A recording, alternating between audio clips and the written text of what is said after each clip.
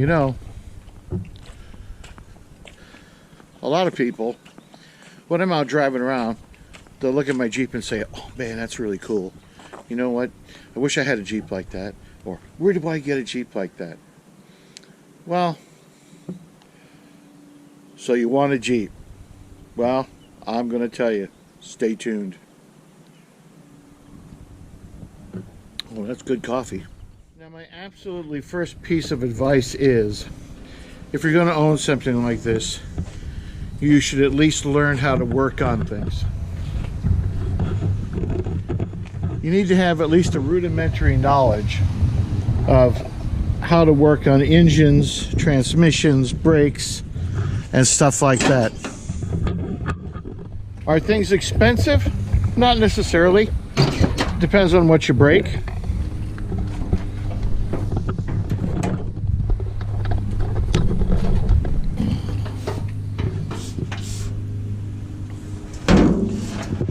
I think a brake job for this is $38.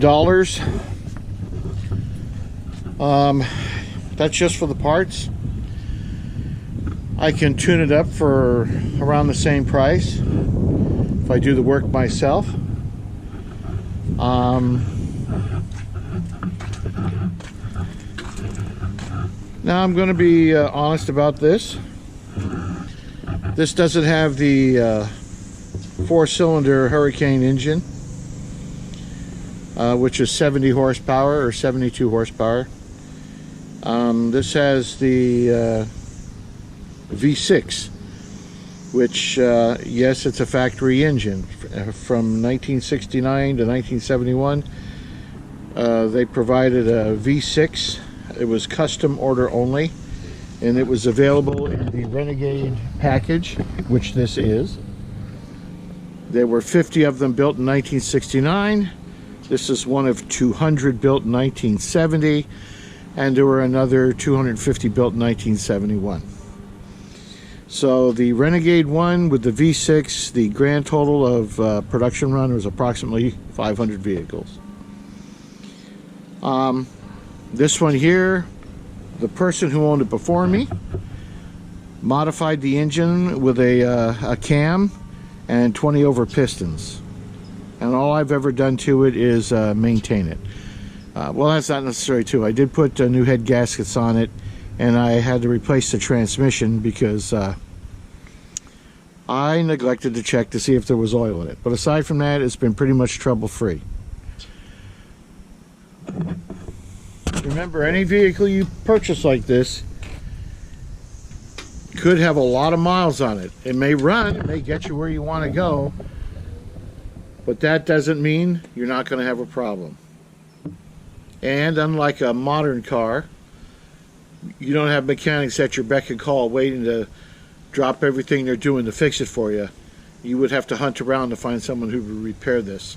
So it's best to learn how to do it yourself. And with that being said, let's get started. Well, here it is in all its magnificent 1950s styling, with its 1960s drivetrain, and a combination of all kinds of other things.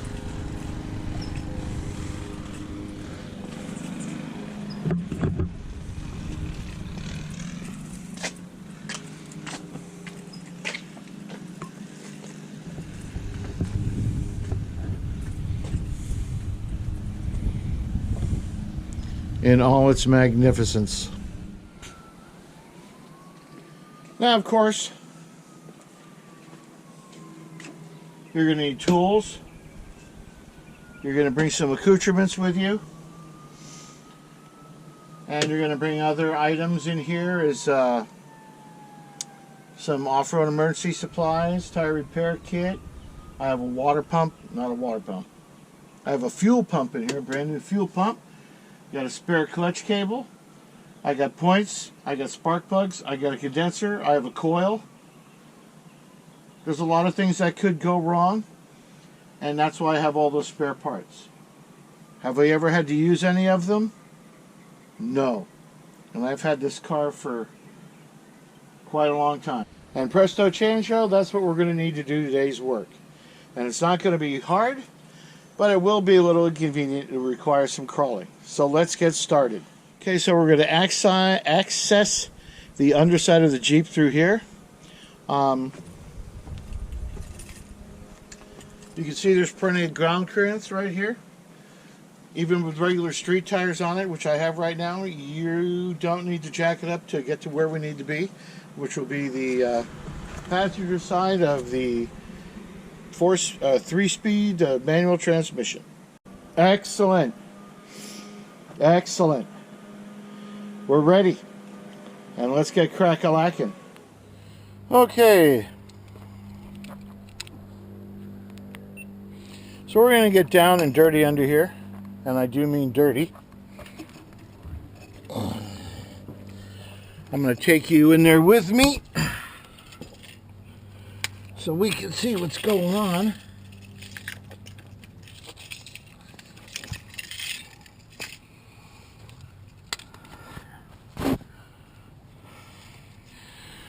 Okay.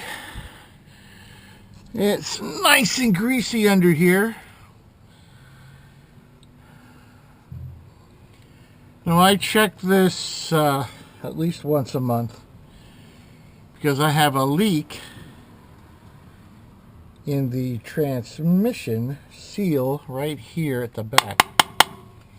This oil you're seeing up in here, that's from the engine.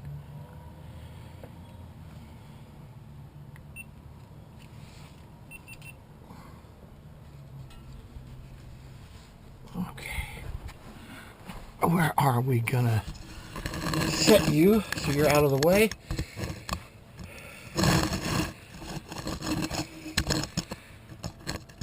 How's that? Pretty nasty looking, but that's okay. Once you work on it for a while, you get used to this stuff.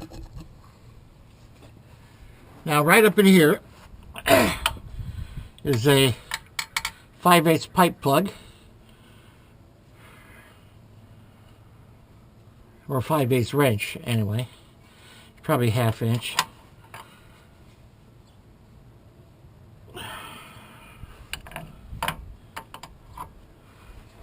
Let's get that loose.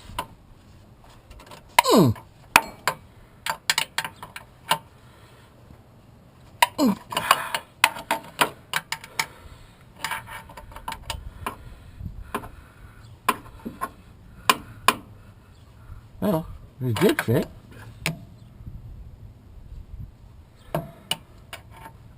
There we go.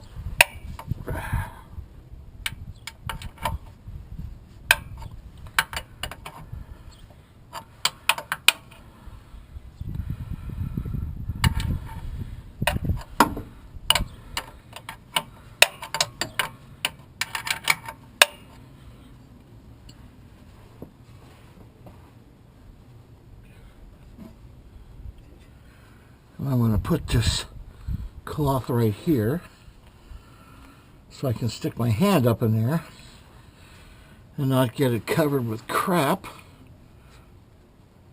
Oh, still a little too tight.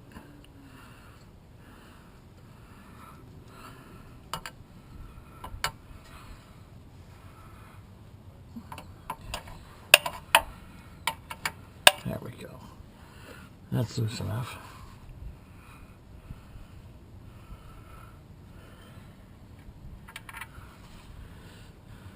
Take my plug. I'm going to take my lubricant and I'm going to slip it over the frame under the control mechanism and slide it into this hole. Just like so. And these little wings catch the side of the hole. And I can start dispensing it with a pump. Now,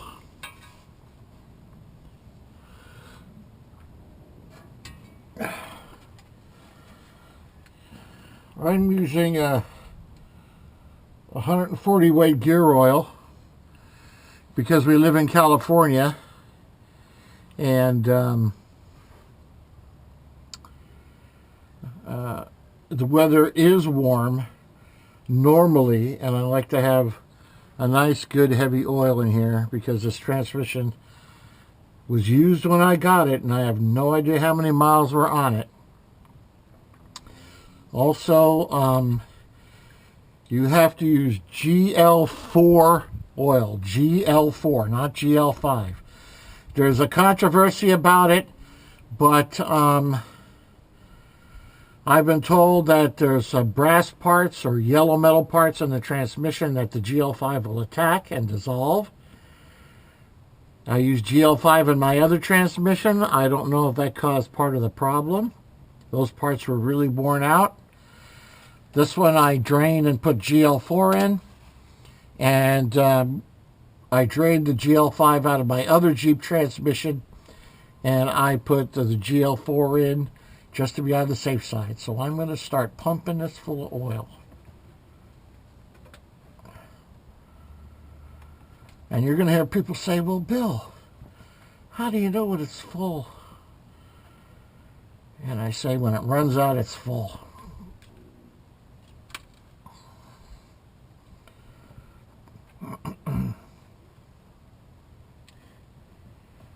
I get a lot of flack about it leaking oil, too.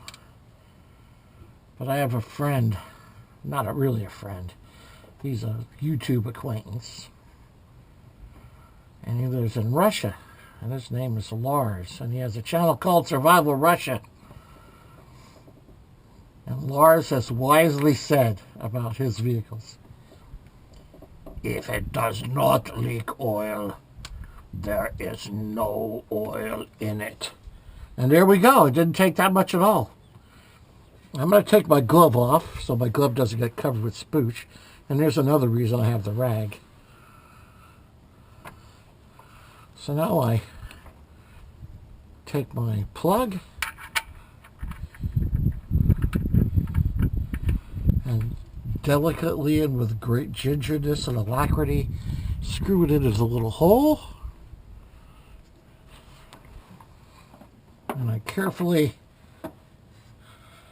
take out my oil filler and reposition it as to minimize the amount of oil I get on my clothing.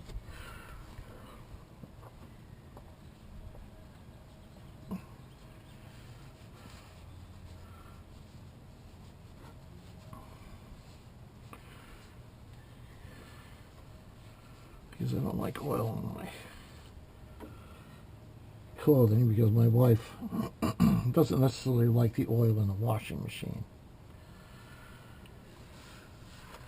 And I just throw these rags away when they're at the end of their useful life because I can get them at Walmart.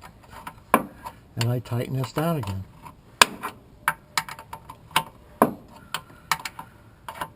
An ounce of prevention is worth a pound of cure. An ounce of sweat will save a gallon of blood, as General Patton used to say. This is cheap insurance.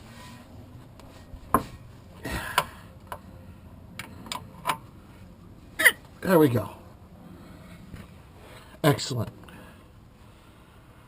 And I take this and wipe off the drips. Not that that's going to help with anything, because it's all covered with oil. This is just future rust preventative on the frame. This will prevent any rust from setting in. Just keeps it nice and well lubricated. And there you have it. Done.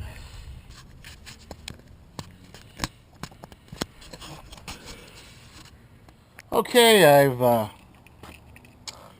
redeployed my ground cloth because there's two more things that I have to check. And I always check them since I had a problem with them in the past. And I don't want to have that problem again.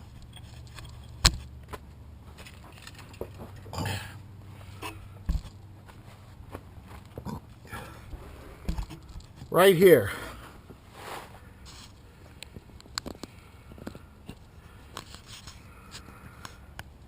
That is the clutch cable anchor point, which is on the outside of the frame.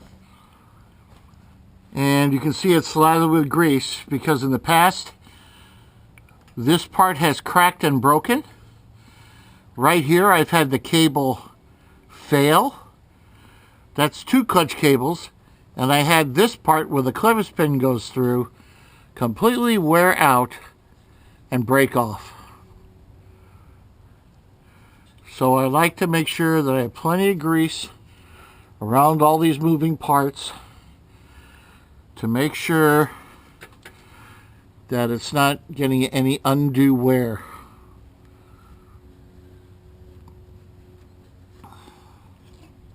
You can see it right there.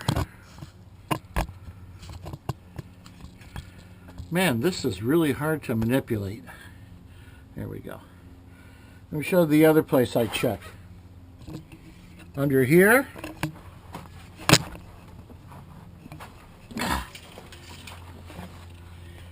This is gonna kind of be crazy.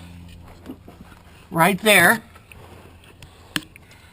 is the adjuster for the clutch. And I make sure there's plenty of grease in here also, because I've had this break right here.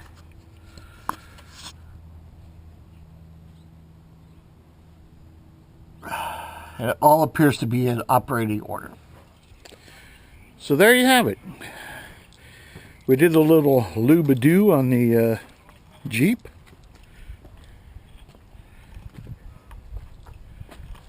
Got that transmission all slickered up. Full of goop. And it wasn't too hard, was it? Don't get me wrong, I love having this thing. And I don't think I'd trade it for anything. I really wouldn't. But the point is that unless you know how to work on them, don't get them. You see a lot of these things, not just this car, but a lot of older cars, people say, oh, I'm going to fix it up, and it never happens. It just sits in their yard or their backyard, ends up with a tarp over it, and the next thing you know, it goes on to the next person or it ends up as scrap. And we don't want that, do we? No. So anyway, thanks for visiting. Click like and subscribe. Hit that bell and you get more updates on this magnificent critter right here. Oh, and you see that license plate?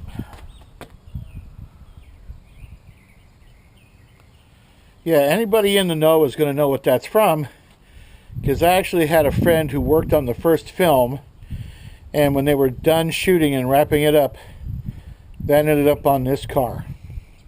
Actually, it's been on several cars, but now it's on this one. So until later, ciao.